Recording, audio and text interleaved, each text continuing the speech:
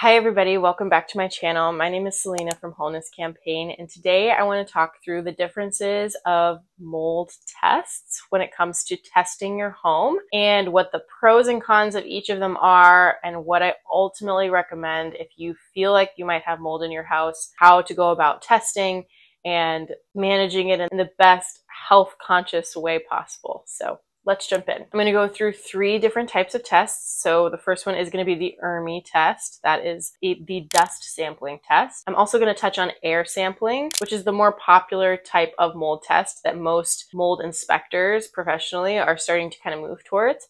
And I'm also going to touch on the mold test plates, which are becoming very popular in the DIY space for people who are managing mold in their home and want to do it kind of on a budget. The interesting thing is that each of these do have pros and cons. They are not like, there is no one size fits all. And so that's something I'm hoping you can get from this video, is that I'm not trying to prescribe one specific mold test as being king or superior to them all. They all serve kind of different purposes. So anyway, let's jump into the ERMI. The ERMI test, or ERMI, some people say ERMI, some ERMI, stands for Environmental Relative Moldiness Index. It actually was a research tool that was developed by EPA scientists for estimating the amount of mold contamination in a specific place. This one is cool because you don't just get a score of how moldy is your house, but you also get a breakdown of exactly which types of mold are present and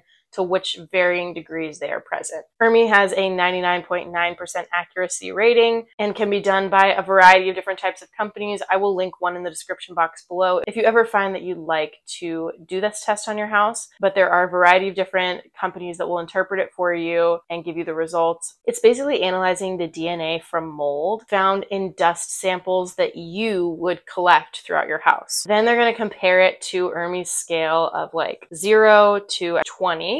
And the bigger the score, the worse the mold issue is for that specific type of mold species. ERMI tests are generally considered to be accurate by the public, but we are seeing people move away from this because they think that mold that is found in dust is going to be considered oftentimes dead mold. So going and testing the DNA sample of dead mold isn't necessarily telling you what's alive and thriving in the house. It's telling you what's dead and in the dust of the house. But the interesting thing here is that dust or dead mold also still has implications for your health. So it can still cause allergic reactions. Actually, that's oftentimes what's happening, is the dust that has mold or even dead mold in it is causing those common mold symptoms like allergies, stuffy nose, congestion, all of that type of stuff. And so based on the research I've done, the push away from the dust sample, because of it not being maybe as accurate to what's alive in the house, is a little bit misconstrued, because you also want a thorough understanding of what's been there previously and what is dead. Ultimately that's also going to be affecting your health. And more often than not, people haven't thoroughly dealt with the mold issue in their house. So if it's dead, that does actually give you a good historical analysis of what's happened in that home before. The cool thing about ERMI and getting the full breakdown of all the different species of mold and their levels based on the dust is that it can really give you a clear path forward when it comes to remediation. I know when we did an ERMI in our house, there were certain types of mold species that were higher, and those actually indicated certain types of water damage. So if I knew that about my house, and all of the walls were closed off, but I had no idea visually where the mold was, I could actually tell from this ERMI dust sampling, oh, this is typically associated with plumbing, or this is typically associated with humidity. So it'll give you a kind of clear path forward as to what types of improvements you're going to need to make in your house to make it more mold conscious, as well as which areas to kind of target a little bit deeper if you are suspecting that, say, a bathroom has a mold issue. It might be able to confirm some of those things. We really like the ERMI test. We did it on our house before and after we got our mold remediation, and it was a really good gauge as to like what happened in the house. The tricky thing here is that if you clean too thoroughly, you might actually not be able to get an accurate dust sampling. So it's always best to leave your house, undusted for about 30 days before you do any kind of dust sampling with an ERMI. Okay, so the next type of mold testing is going to be air sampling. Now, air sampling is kind of my least favorite. If you're only going to do one type of mold test, it is unfortunately the only kind of mold test that many remediation companies and mold inspection companies are willing to do nowadays, because they've kind of moved away from the ERMI towards this more spore-based test, if that makes sense. Essentially, the reason is they don't trust that the dust is an accurate depiction of what's going on in the house, and they would rather have a real-time shot of what is in the air, because they believe that is affecting you the most. And while I do agree, and I think that it is impacting you, I don't think it's the only thing that's impacting you. So that's the tricky thing with air sampling. I also don't love that oftentimes air samples are taken in the least moldy areas of the house. You'll find them propping up their air sampling kind of like tripod thing in the middle of rooms, which is the least moldy space. You're going to be further away from windows, which could be water damage, ventilation, air vents that may have a contaminated HVAC system. And oftentimes they won't air sample every single room in the house. They're just going to do main areas, which again just doesn't give you a full picture of what's going on in the house, but it is helpful, and it will also break down by species and by amount what exactly is happening in terms of the air. This will pick up a lot of the spore count in the air. Again, the tricky thing of spore count is that spores don't necessarily mean that that mold colony has been brewing in your house for a super long period of time. You're going to need to look at the amount of that specific spore count to really get a picture of which mold species are the most prevalent in your home. Another kind of tricky thing about this one is that it's only picking up for a couple minutes. I think my mold inspector came in when he tested. He did 5 minutes in the main areas, and that doesn't necessarily give you a gauge of what's overall happening throughout the day, because that can change and vary based on a lot of different factors. What's important to note here is that anytime you're getting an air sample, you are going to be asked to turn off all air purifiers in the house for at least a minimum, I believe, 24 hours. And you're going to need to keep your HVAC system off, I believe, a couple hours before, maybe even 24 hours before, to make sure that the sample is not construed by what's going through the HVAC system or what's being disinfected through air purifiers. Since these are typically taken in the main areas of the house, it's not going to tell you exactly where the problem areas are. ERMI has you dust sample from different rooms, and typically will have you labeling which came from what room, so it gives you a little bit more of a specific gauge, whereas this one is really kind of just saying yes or no. But it is going to tell you the microbial species of what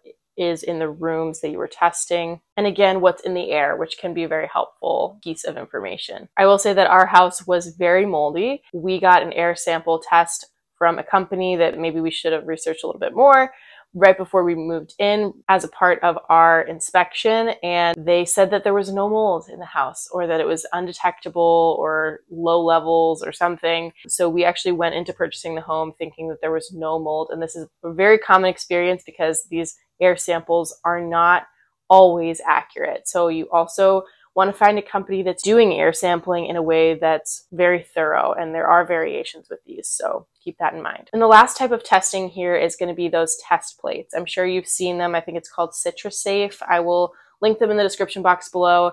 But mold plates are basically petri dishes that are made with an agar solution that mold will grow on. It's going to give you a clear visual of the different types of microbial species. This is a very cost-effective way to do this because each plate is a few dollars, and you can actually just buy them for each area of your house, so you get a really clear picture of which rooms are the worst, what types of microbial species are in each room. And because it's so visual, you're able to actually decode types of mold species are in there. A company like CitraSafe is going to give you probably an opportunity to consult with somebody, but also a chart to show you which types of mold look like what, so that you can kind of decode it for yourself. This is a much more DIY process, and some people argue that it's not effective for the same reason that air sampling isn't that effective or isn't fully effective, because it's only taking what's in the air.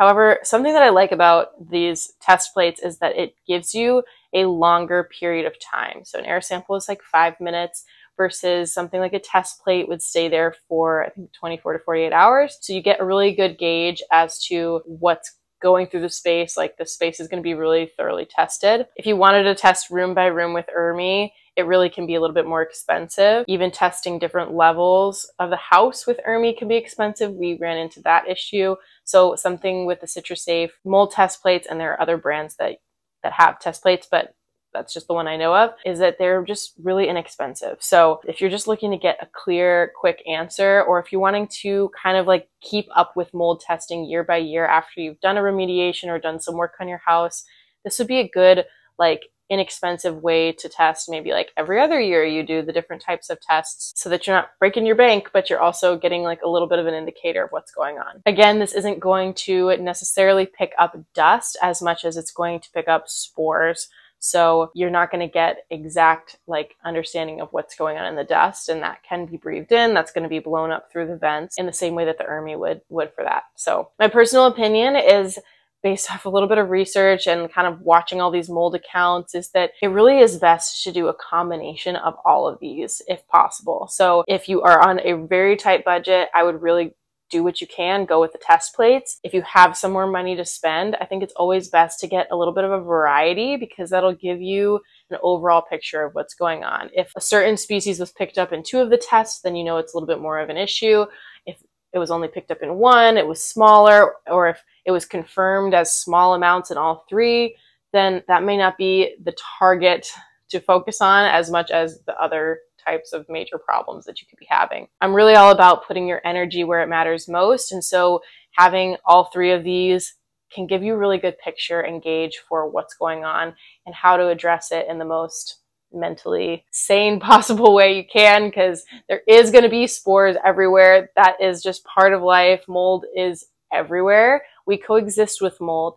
And the important thing is to remember you're trying to look for really far out there amounts, really toxic levels of mold, and having a good test is always helpful. So I hope this video was helpful. Please like and subscribe to my channel if you got any value out of it. It is my passion to walk alongside people as they heal and grow.